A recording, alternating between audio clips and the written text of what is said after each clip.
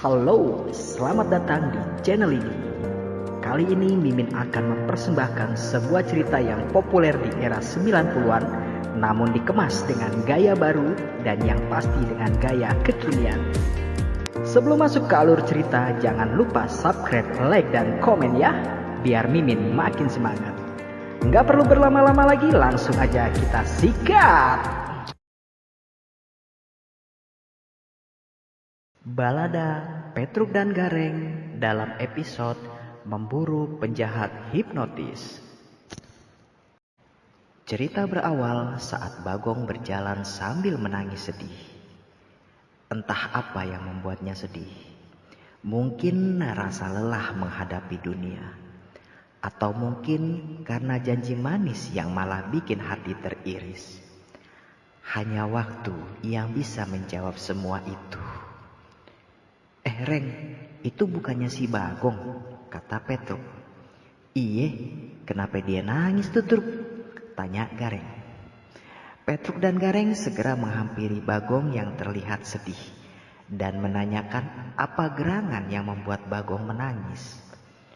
Bagong langsung menangis histeris sambil mengatakan kalau dirinya baru saja jadi korban hipnotis. Motor, handphone, dan dompet semua lenyap. Petruk dan Gareng terkejut mendengar penjelasan Bagong. Petruk dan Gareng mengajak Bagong ke pos ronda agar Bagong lebih tenang dan bisa menjelaskan kejadiannya. Di pos ronda, Bagong menceritakan semua kejadiannya. Awalnya ada seorang bapak-bapak yang menanyakan alamat. Bapak itu mengajak Bagong bersalaman. Lalu Bagong tak ingat apa-apa lagi. Begitu sadar, motor, handphone, dan dompet semuanya hilang. Secara kebetulan Pak Semar lewat. Pak Semar pun agak kepo, kepingin tahu apa yang dibicarakan anak-anak muda menjelang tua itu. Petruk dan Gareng menjelaskan apa yang dialami oleh Bagong dan minta masukan dari Pak Semar. Tindakan apa yang harus Bagong lakukan?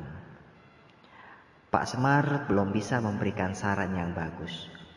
Bahkan untuk melapor ke polisi pun akan sia-sia karena tidak ada bukti dan saksi. Petruk mengatakan kalau dia punya ide untuk memancing dan menjebak pelaku hipnotis itu. 2 hari kemudian. Gimana penampilan gue, Reng? Gong, keren gak? Tanya Petruk tentang penampilannya yang menurutnya keren. Keren mas Truk, kata Bagong. Iya Truk, keren, timpal Gareng. Mereka memuji penampilan Petruk. Petruk, Gareng, dan Bagong bersiap menjalankan misi untuk menangkap pelaku kejahatan hipnotis. Petruk berperan menjadi umpan, memakai pakaian rapi sambil memegang handphone. Rencananya adalah memancing si penjahat untuk menghipnotis Petruk. Petruk akan menghindari bersalaman dengan penjahat itu. Sementara Gareng dan Bagong bertugas menyergap. Jika penjahat itu sudah muncul dan mendekati Petruk, Gareng dan Bagong akan menyergap dan menangkapnya.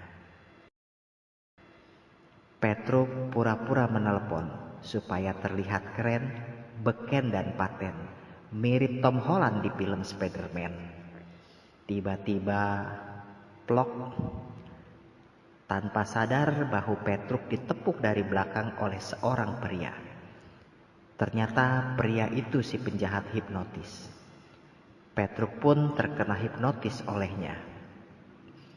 Petruk menyerahkan handphonenya, lalu kemudian menyerahkan dompetnya yang hanya berisi uang 7.000 perak. Lalu di mana Gareng dan Bagong yang bertugas menyergap? Ternyata Gareng dan Bagong juga terkena hipnotis oleh kawan si penjahat hipnotis itu. Tatapan mereka kosong. Gareng bahkan memberikan dompet dan handphonenya. Sedangkan Bagong memang sudah tidak punya apa-apa lagi. Jadi dia hanya dibuat tidak sadar dengan hipnotis.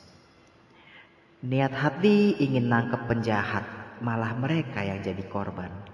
Apes. Misi gagal total. Mereka pun kembali ke kampung Sumareok dengan wajah sedih. Cerita bersambung ke part 2.